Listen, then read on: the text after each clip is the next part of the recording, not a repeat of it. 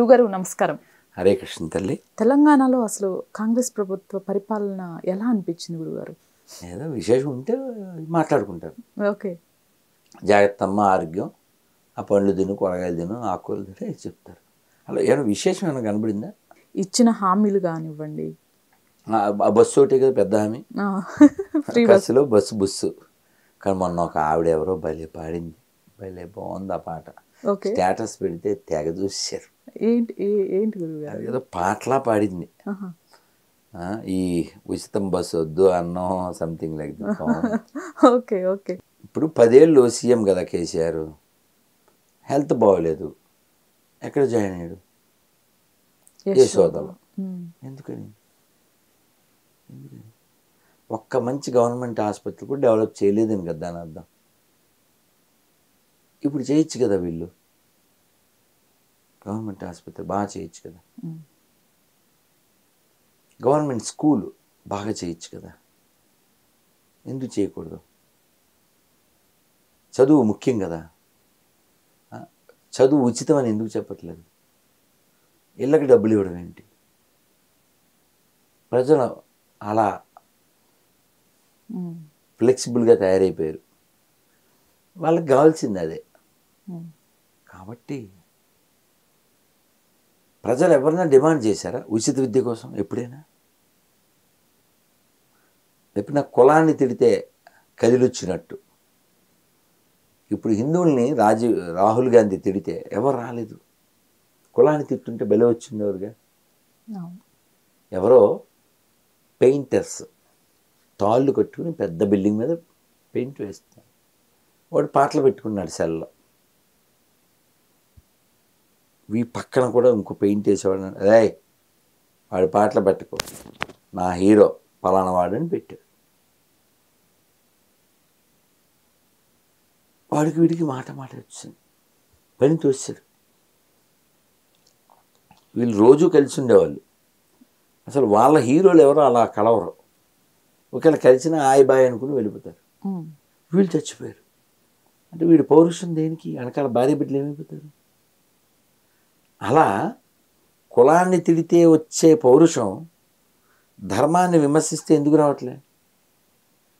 ఇప్పుడు ఈ దేశంలో హిందువులే తగ్గిపోతే, నువ్వు రెడ్డి అయితే ఎవడికి, నువ్వు శెట్టి అయితే ఎవడికి, నువ్వు శర్మ అయితే ఎవడికి, నువ్వు చౌదరి అయితే ఎవడికి, నువ్వు ఎవడైతే ఎవరికి? Once you become minority. నేను చెప్తే వినద్దు పోన్లే. కేకే మహమ్మద్ మాట కూడా వినవా? ఆర్కియాలజిస్ట్ అని ఏం చెప్పాడు? Unless Hindus are majority, don't expect secularism in India. Until Hindus are majority only there will be secularism in India. భారతదేశంలో సెక్యులరిజం ఎప్పటిదాకా ఉంటుందంటే హిందువులు మెజారిటీగా ఉన్నంతసేపే. ముస్లిమ్స్ మెజారిటీ అయ్యాక సెక్యులరిజం ఆ పదం ఉండదు. సెక్యులరిజానికి ఇస్లాంకి ఏ సంబంధం లేదు, హరాం. సెక్యులరిజానికి క్రైస్తవానికి ఏ సంబంధం లేదు. చిన్న చిన్న చిట్కా, చిన్న పని చేస్తే ప్రపంచం మొత్తం ప్రశాంతం అయిపోతుంది. చిన్న పని ఏంటిది? నేను చెప్పినట్టే చెప్పాలి, సింపుల్. నేను పూజించే రాముణ్ణి, కృష్ణుని, శివుణ్ణి, అమ్మవారిని, గణపతిని, సుబ్రహ్మణ్య స్వామిని ఇతరులు పూజించకపోయినా పర్వాలేదు, వాళ్ళు నీతిగా మంచిగా బతికితే చాలు. సేమ్ డైలాగు మసీదులోంచి, సేమ్ డైలాగ్ చర్చిలోంచి వస్తే అయిపోతుంది. వాళ్ళు పూజించే అల్లాని, వీళ్ళు పూజించే యేసుని ఇతరులు అమ్మకపోయినా పర్లేదు. అలా అంటారా? మరి ఇంకెప్పటికి సమస్య పోతుంది? ఇప్పుడు రేపు నవంబర్లో కార్తీక వనభోజనాలు చదివితే వనభోజనాలు అబద్ధం, కులభోజనాలు. వనభోజనాలు ఎక్కడ జరుగుతాయి? కులభోజనాలు జరుగుతాయి కదా. ఎవరి కులానికి వాళ్ళు భోజనాలు పెట్టుకుంటారు. కానీ వాస్తవానికి పెద్దలు ఎందుకు ఏర్పాటు చేశారు? ఊరు వనభోజనాలు అలా కలవాలి కదా. ఇంకో విషయం, ఎవడైనా లో క్లాస్ ఫెలో మాది గొప్ప కులం అన్నాడు అనుకో, ఎవడైనా అగ్ర కులం అంటే ఆడు ఉగ్ర కులం రాసుకోండి. ఎందుకని? ఇప్పుడు నేను ఇందాక నీరసం వచ్చి ఎంతో జ్యూస్ తెమ్మన్నా, ఎవరు తయారు చేశారు తెలియదు. ఆ పండ్లు ఎవరు పండించేది తెలియదు. నా దగ్గర ఎవరన్నా ఉంటే నేను వాళ్ళ ఊరు అడుగుతాను తప్ప ఇంకేం అడగను. ఉమ్, నా దగ్గర ఉన్న అసిస్టెంట్లు ఉమ్, వాళ్ళ క్యాస్ట్లు వాళ్ళ కాస్ట్లు ఏం అడగను.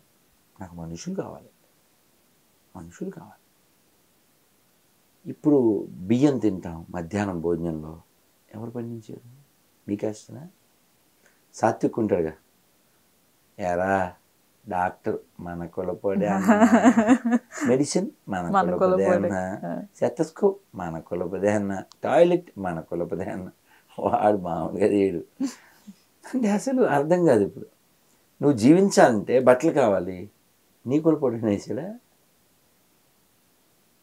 నీ అన్నం నీ కులపొడే, నీ బియ్యం కూరగాయలు పప్పులు 5,000 కలిస్తే గుప్పెడి, అందరూ కలిస్తేనే అన్నీ జరిగేది కదా. నేత పని, మంగలి, చాకలి, కమ్మరి, కొమ్మరి, ఎవడెక్కువ? ఎవడెక్కువ? అందరూ కావాలి, అందరూ కావాలి కదా. ఇది లేకుండా ఈ మూర్ఖులు మాత్రమే మేమేదో అని ఎలా ఎలా ఎలా హౌ నన్ను అడిగితే పెద్ద కులం అని ఎవరని చెప్పాలంటే రోడ్లు శుభ్రం చేస్తారయ్యా పారిశుద్ధ కార్మికులు వాళ్ళు. ఎందుకని? వాళ్ళు లేరనుకో ఇంకా నువ్వు నడిచేది లేదు, నీ జీవితం గడిచేది లేదు. అందుకే వాళ్ళు ఎప్పుడైనా కనిపితే ఒక 500, 200, 300 చేతులు పెడతాను. వాళ్ళు రోజు పని మానేస్తే, 2 రోజులు పని మానేస్తే నడుస్తావు నువ్వు? చర్చికి 2 రోజులు వెళ్ళలేదు పాస్టర్, మసీదుకి ఇమామ్ 2 రోజులు వెళ్ళలే, గుడికి 2 రోజులు పూజారి వెళ్ళలే, ఏం డిఫరెన్స్ ఏం కనపడదు. అవునా? ఒక్క 2-3 రోజులు పారిశుద్ధ కార్మికులు ధర్నా ఉంటామని బతుకుతాం. వాళ్ళకి కదా మనం నెత్తి మీద పెట్టుకోవాలి. వాళ్ళ కసురుకునేది. అది ఏదో వీడియో వచ్చింది, భలే ఉంది హిందీలో. మమ్మీ చెత్త అంకుల్ వచ్చాడు అంటాడు చిన్నవాడు, వాళ్ళ అమ్మ పిలిచి గడ్డి పెడద్ది. ఆయన చెత్త అంకుల్ కాదరా, నువ్వు చెత్త ఫెలోవి, చెత్త తయారు చేసేది నువ్వు, ఆయన వల్ల క్లీన్ అవుతున్నావు అని చెప్తుంది. కాబట్టి మనం ఇక్కడ ఎన్నాళ్ళు ఉంటాం? 50, 60, 70. ఈ లోపులో దేహానికి సంబంధించిన ఓ ప్రాంతాన్నో, ఓ కులాన్నో, లేదు నీ పొజిషనో, నీ ధనమో,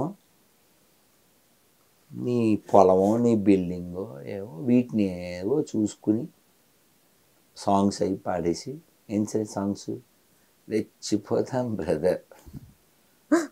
కానీ నెక్స్ట్ ఏంటి? చచ్చిపోతాం బ్రదర్, వెయిట్ చేస్తుంది weather, you will merge into this earth mother, Yama will peel your leather. అర్థం చేసుకో బ్రదర్.